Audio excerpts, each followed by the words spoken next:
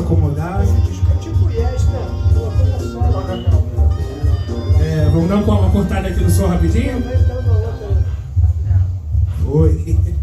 Boa noite, pessoal. Boa noite. Sou Pedro Moreira, sou diretor artístico do West Jazz. Estamos aqui na nossa edição 100 anos de Francis Fanon. 100 anos de Francis Fanon.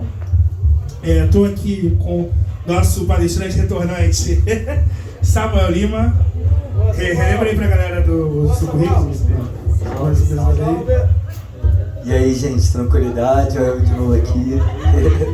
Então, sou o Samuel Lima, sou assistente social, mestre em educação, doutor em educação. Boa noite. Chegando. Sou beatmaker também. Eu e Fê, tamo juntinha, tá? Tio morre e leva isso, né? Sou beatmaker, tenho o nome beatmaker, se chama Fruição Funkeira, que é meu Instagram também, tô fazendo comercial aqui. Então, hoje, nessa noite especial, né, tô aqui num lugar de maior responsa, né, pra falar desse cara que é o Fanon. E, assim, antes de começar a falar, quero agradecer o convite a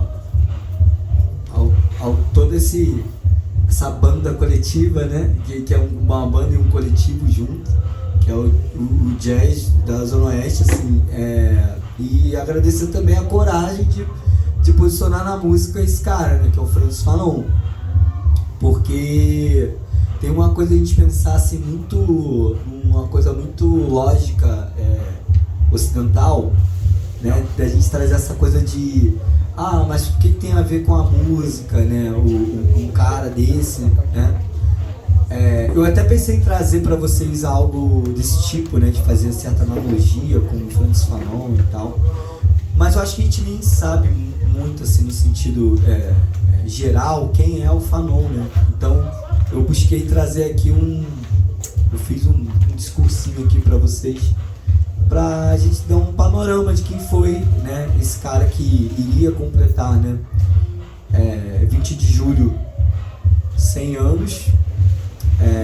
As pessoas podem viver 100 anos, né, mas ele teve algumas questões que com 36 foi embora, apesar de ter sido por leucemia, né.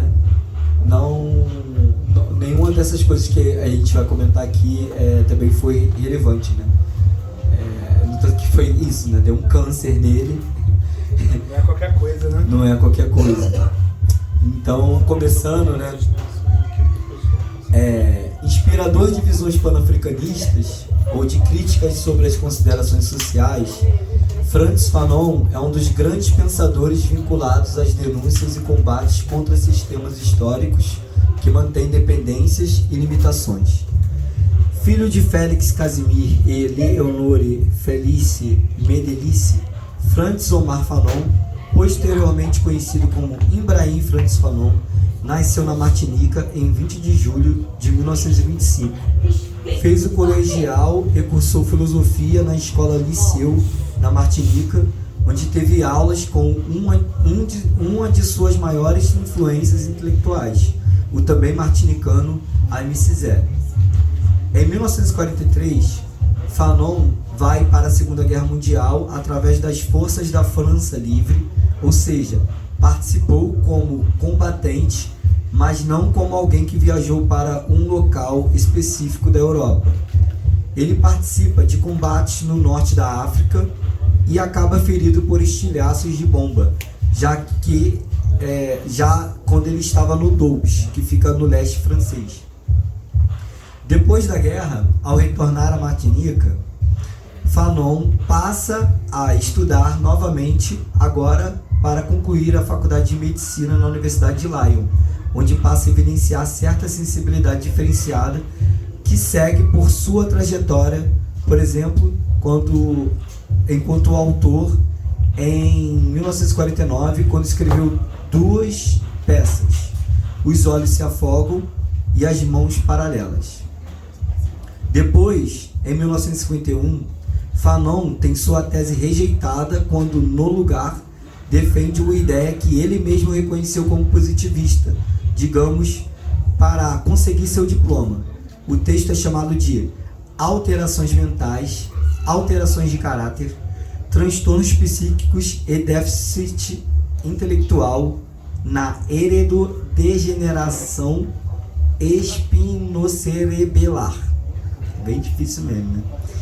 Mas, sobre o texto rejeitado, este é o que veio a ser o livro Pele Negra, Máscaras Brancas, publicado pela primeira vez em 1952, obra que provoca 3 pontos importantes na sua jornada como filósofo, médico e revolucionário: o corpo, a cultura e a política.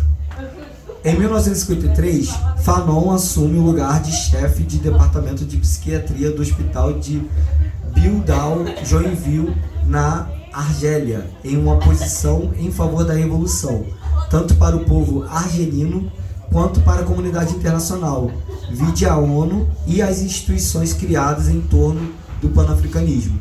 A revolução argelina pela independência era necessária e legítima.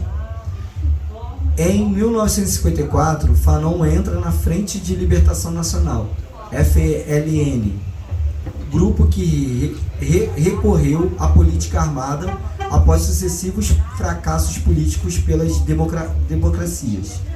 Devemos pontuar que todas as tentativas legais de participação argelina na política instituída foram recebidas com violência pelo governo francês.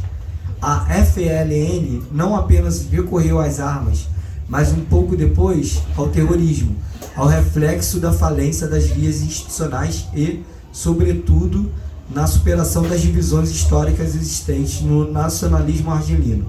Fanon é expulso da Argélia pela França em 1957 e passa a atuar na Tunísia em apoio à luta argelina. Fanon apontou as ordenações de valores, crenças, concepções intuitivas, as discrepâncias das verdades e seus resultados pelo mundo. Passou a atuar como médico em hospitais psiquiátricos. Também acaba conhecendo outras partes do continente africano: Gana, Marrocos, Guiné, Addis Abeba, Congo, Bamako, Mopti, Douentza, Gao, Dessali. São lugares por onde se posicionou como panafricanista e anti-imperialista. Fanon, em 1958, buscou unir Maghreb à África subsaariana quando foi delegado para o Congresso Pan-Africano de Accra, onde buscou fortalecer as concepções para a disseminação ou fortalecimento das lutas anticolonialistas por todo o continente africano, quando manteve contatos com relações em revoluções e com revolucionários como Patrice Lumumba, Kwame Nkrumah, Félix Mumi, Tom Mboya e Holden Roberto. A luta anticolonial e antirracista, se quisermos, em Fanon, não é um retorno ao passado pré-colonial, objetivamente irreabilitável e, muito menos, a um apego de ideias metafísicas de ancestralidade, portanto, a histórica de identidade, que desconsidera e inviabiliza certo humanismo questionável. Hoje, 5 de julho, faz 63 anos da libertação argelina pelas forças coloniais europeias, mas Fanon não viveu esse momento, porque morreu meses antes, em 6 de dezembro de 61, no estado de Washington, nos Estados Unidos, um ano antes da independência da Argélia, né, como comentei, após lutar contra a leucemia. Condenados, oprimidos, gente de periferia humana, hoje, de maneira diferenciada, tem Fanon como revelador da estrutura racista no humanismo, por ele evidenciar elementos psíquicos, ideológicos e subjetivos que compõem a violência objetiva da dominação e exploração colonial. A obra de Fanon inspirou movimentos de libertação nacional e de outras organizações políticas radicais, como na Palestina, Sri Lanka, África do Sul e Estados Unidos. Mas, acima de tudo, ele ensina que a centralidade do colonialismo ocorre para o movimento desigual e combinado de universalização do capital. Fanon deixou para o mundo a originalidade de pensar um outro humanismo e, através do ser negro, deixou como legado um projeto de educação por saberes identitários, políticos e estético-corporais, hoje presente na fartura social, o campo de conhecimento cultural libertador. Cada um dos meus atos atinge o homem, disse Fanon, que saiu da Martinica para ser revolucionário na África, seja como psiquiatra, filósofo ou educador do humanismo radical. É isso, gente. Obrigado. Obrigado pela introdução, Samuel. Começar falando com vocês, pessoal, sobre acho que o principal ponto quando a gente ouve falar do nome de Fanon é essa tese rejeitada que o Samuel abordou aqui, que é o pele negra, máscaras brancas. Tem um ponto muito importante que eu acho que é muito caro para esse projeto e está na base de como esse projeto aqui, o West Jazz, é pensado, uma coisa de música instrumental preta e periférica, é que essa obra ela faz uma inversão do que você tinha antigamente, porque o Fanon começa tratando todos os problemas da negritude que estava na sua época, que ele vai identificando, ele vai elencando os pontos do homem negro, da mulher negra, das relações internacionais e das relações culturais da pessoa negra, e ele vai desconstruindo ideias muito em voga na época, de que esses problemas seriam causados por patologias específicas. Quando o Fanon começa a questionar, começa a desconstruir, ele começa a dar sinais de que essa precariedade, toda essa problemática, todos esses problemas sociais são causados essencialmente pela cultura colonial. Então, você tem pela primeira vez eu estou sendo um pouco generoso demais com o Fanon. Você tem o mestre dele que você falou aí, o Aimé Césaire, que já estava inculcando isso na mente dele também, né, para falar sobre isso.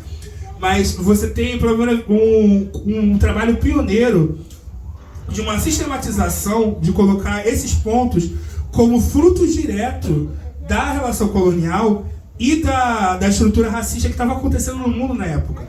E de um lugar como a França, que se colocava como um colonizador generoso, que transformava as suas colônias, não só em colônias, não só em povoadozinhos, mas em regiões ultramarinas do país.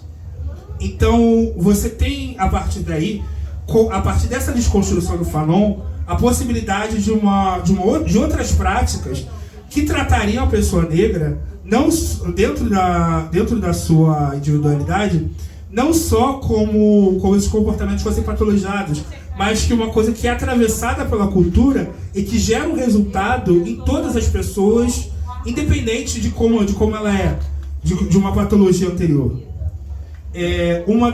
Para quem não sabe, para além de estar aqui no West Jazz, eu também sou técnico de saúde mental, eu trabalho no CAPS José Santos Souza, e uma das coisas mais interessantes que o Fanon faz é que, enquanto ele era diretor de um hospital psiquiátrico, ele começa a incluir, por exemplo, saídas com o pessoal, na prática do futebol, sabe? Ou coisas assim lúdicas com o pessoal como prática terapêutica, porque ele, a partir desse próprio estudo, ele já começa a ver como é que essa diferença cultural incide sobre a psique das pessoas. Queria que você comentasse, assim, dentro dessa trajetória, pra gente começar a fazer já esse link com a música, como é que você enxerga... Eu imagino que tenha sido pra você também. Quando eu li pela primeira vez o Pele Negra de Máscaras Brancas, pra mim foi uma grande experiência.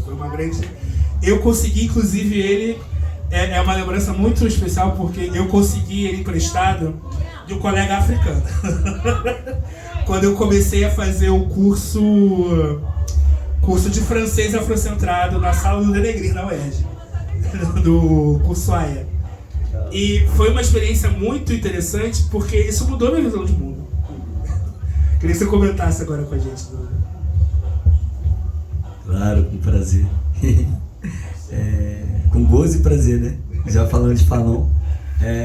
Então, eu também, cara, eu conheci primeiro falar do nome assim, né? Fanon, quem é Fanon? Essa coisa assim. Foi com Cizinho, Fabão, lá no Denegri, né? Muitos anos, eu tenho 38 anos, né? Eu conheci o Denegri com, sei lá, eu tava no último ano de serviço social, 2010, me formei no final de 2010, meus amigos queridos. E aí, mas eu fui ler o Fanon, ler mesmo o Fanon um pouco depois. E aí eu tenho uma coisa especial também, assim, que uma amiga querida, filósofa também, aí, enfim, falou, cara, você tem tudo a ver com esse autor e tal. Eu falei, não sei quem é o Fanon, mas você não leu ele? Aí mandou um PDF, né, da versão da Bahia, né, da Edufba, que eu acho muito... Eu li da versão física da época, ele prestou. Então, aí ela me deu depois de presente, é o que eu tenho agora, a cópia. E aí, mas assim, vamos lá, você falou uma coisa importante aí de como é que eu vejo o Fanon nessa coisa assim, né? Eu particularmente, pesquisando funk, eu descobri por causa do Fanon, né, uma relação assim, que é extremamente ignorada, é até delicado falar isso, porque, enfim, porque não é pessoal, né, é crítica, mas é extremamente ignorada quando a gente vai falar dessa coisa de Black Rio hoje, de falar de movimento educador, movimento negro educador. Teve uma coisa assim com o Fanon, desculpa que eu vi uma cena ali, eu fiquei meio... Mas teve uma coisa com o Fanon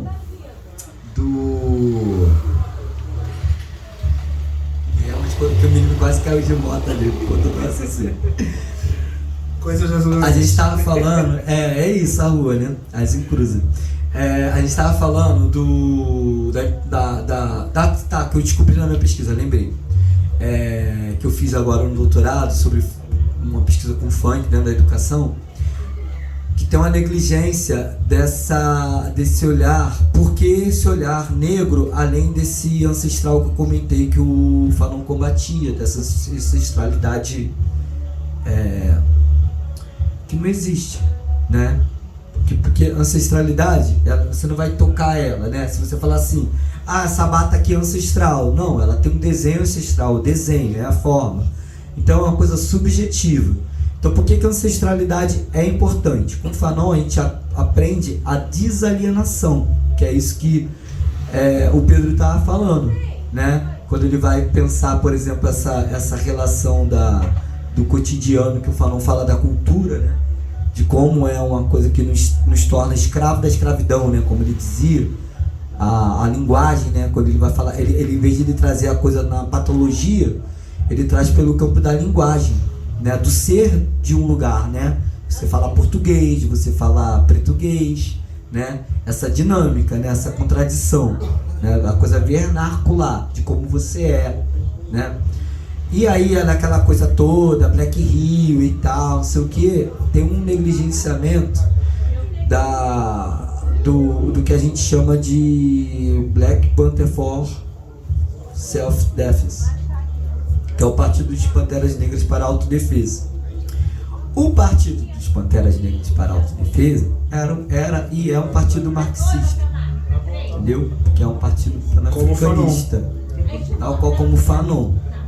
E aí quando a gente vai ver as coisas no funk, galeria de arte, né? Tem amigos aqui da arte, teve lá uma exposição inteira de funk e tal. A gente vê um apagamento da violência, né? E isso é muito trágico, né? A violência só está como uma silhueta, né? Eu fico pensando naquele mundaréu todo de gente de cabelo loirinho, como chegasse lá na favela e todo mundo tivesse cabelo loirinho. E aí eu fico pensando, caramba, tem uma coisa, né? Vide Fanon, tem uma tara, né? Com blonde mesmo, né? Usa blonde, loira, brancocêntrica, até entre nós mesmo, porque caramba, cadê os evangélicos pintados? Os Kenny também, o evangélico também usa Kenny, o evangélico também é da favela, é a realidade da favela, né? Então tem uma negrura que não existe, né?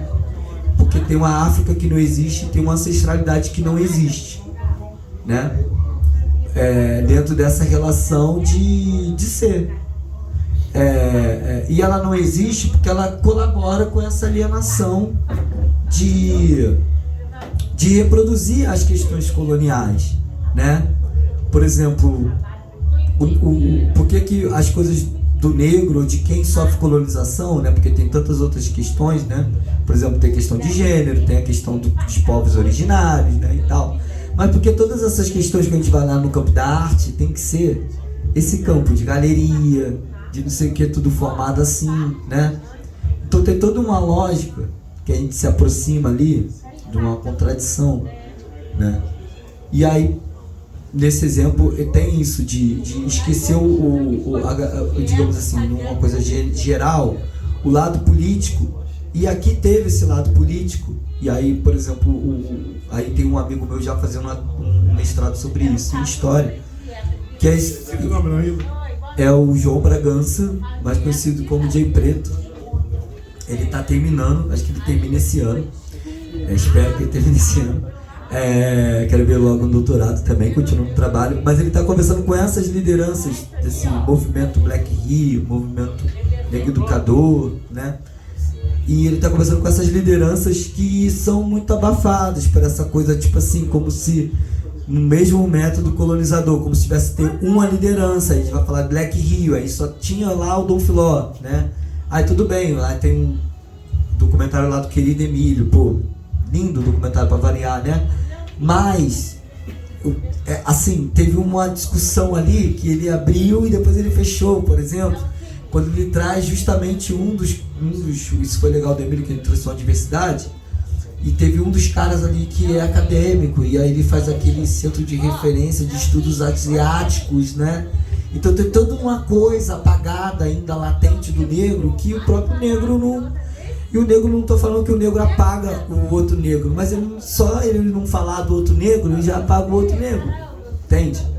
Então, por exemplo, eu acho que dentro disso, da coisa artística, por exemplo, em Fanon, todos esses grupos, eu estou dando esse exemplo literalmente dos Panteras Negras, porque em todas as suas publicações metodológicas mesmo com educação, eles tinham programas de educação, eles tinham projetos, eles realmente chegaram a ter até hospitais, assim, né? Dentro dos Estados Unidos a gente sabe como é que não tem SUS, né? Como uma coisa assim, né? Bem dizendo. Então a população negra ali, né? Nos guetos, eles começaram a partir dos Panteras Negras do Harlem para todos os Estados Unidos, e aí começa a abrir em outros lugares ali, né? Em outros estados, prioridades dentro da organização. E aí tinha 2 prioridades, a educação e o café da manhã para as crianças e para as pessoas idosas, todo dia. Então todo dia tinha um processo de educação e café da manhã, gratuito, todo dia. Aí depois entrou essa coisa da medicina. Depois aí veio aquelas coisas, né, de projetos no Reagan, e aí depois aí o outro presidente também deixou, os panteras que não foram assassinados, os principais, né, deixaram loucos, né, a galera louca ou, né, presa e também louca. Dizem MK Ultra na internet. Pois é, aí tem inclusive gente presa, né? Tem o Múmia, né? Tinha até a Sata Shakur, né? Que, enfim, veio a falecer. E aí é isso, assim. Eu acho que o Fanon, ele é o próprio funk, né? Porque, pô, se existiu ali nos anos 60, no final dos anos 60, os Panteras Negras, que influenciaram o movimento soul, a música soul para todo mundo, numa consciência racial, né? E aí tocou no Brasil de uma maneira diferenciada. E aí depois disso a gente, pô, negligencia isso, né? Não é simplesmente tipo, tem que lembrar quem veio antes. Eu acho que a coisa é mais embaixo, a coisa é mais complexa, sabe? Aqui, por exemplo, eu não estou cobrando das lideranças negras. Não, eu tô cobrando da gente, tô cobrando do atual mesmo, que eu tô vendo esse papo da ancestralidade num lugar meio meio Zuzubalândia, não sei, a galera tá viajando. Zuzubalândia é ótimo. É muito Vai com bonito. Por referência. exemplo, eu gosto de ver um quadro da, sei lá, da Thaís Iroco. É ótimo ver lá a menina vestida de egípcia, né? Num baile funk e tal. Mas é bonito do quadro, gente, entendeu? Não vai. É igual a gente vê o Pantera Negra, né? No cinema da Disney lá, pá. Mas a gente tá falando de outra coisa. E eu não tô dizendo que a ancestralidade nesse lugar seja ruim, não. Mas eu tô falando de um lado prático, político, de mudança de vida, sabe? Porque a ancestralidade no lugar da política é você pegar esse lugar mesmo, tipo, por exemplo, o histórico recente do capitalismo, que o capitalismo não tem nem... Tem 100 anos o capitalismo? Nem sei, tem, né? Tem, mas não tem nem 1000. O capitalismo, ele é ruim, assim, de jogo com... Ele é pouco, mas ele fez muitas coisas muito piores do que outros sistemas em muito pouco tempo. Então ele já está muito, assim, sobrecarregado. Então eu acho que tem toda uma relação de um tempo mesmo, nos 70 ali, depois das revoluções africanas em si, né? Então não só foi o Fanon, né? Teve toda essa galera, né? Aí a gente vê ali uma galera pan-africana no jazz, né? Tipo ali na Simon, né? Tem, pô, a Nina Simone, tem o Faro, tem todo mundo, né? Todo mundo desse por exemplo. Ninguém não era pan-africano, né? Ninguém não era, até os negros americanos também, Pegar né? o gancho daí desse ponto, que eu acho que tem um ponto na história que eu acho que a gente consegue concatenar exatamente com essa lógica fanoniana, que o próprio Fanon comenta depois, que é o surgimento do bebop. Porque o surgimento do bebop é o ponto em que os músicos negros da época chegam e falam assim: olha, o jazz embranqueceu, todo mundo que toca jazz hoje é branco, todo mundo que tá ganhando dinheiro com o jazz hoje é branco, então a gente precisa fazer uma coisa nova, a gente precisa fazer o jazz embranquecer de novo. E eles fazem isso, eu acho que entra muito nesse lugar de ancestralidade que você tá falando, porque eles não ficam numa coisa de só tocar música. Vamos agora só tocar música antiga, só tocar o blues ou o ragtime que a galera tinha. Não, eles usam as estruturas bases do que eles estavam fazendo para criar uma coisa nova e uma coisa tecnicamente tão difícil, que a palavra que eles usaram foi literalmente uma coisa tão difícil que os brancos não conseguiriam copiar porque eles não conseguiriam tocar. Que resultou, quem toca bebop sabe, tá ligado que é difícil pra caramba mesmo. Mas, e isso é comentado depois pelo Fanon, numa obra posterior a essa que eu falei, que é Os Condenados da Terra, quando ele comenta essa mudança, que enquanto você teve uma folclorização muito grande da cultura negra, já nessa época, que você tinha os espetáculos do minstrelsy, a popular que a gente chama coisa de blackface, né? Da folclorização da figura negra, acontece um pouco anterior, ali para os anos 1930, 1940, e o pessoal via essa coisa e começa a inventar uma reação a isso, a esse estereótipo de pessoa negra folclorizada, que cai nesse lugar comum de ancestralidade. Por isso que a capa da Bahia são os selos franceses super racista, né? A capa do livro do Pele Negra, Máscaras Brancas, lembra? Né? Tô ligado, naqueles estereótipos negros que ele tava vendo. É o banana, né? Essas coisas assim. E ele enxerga porque realmente era, né?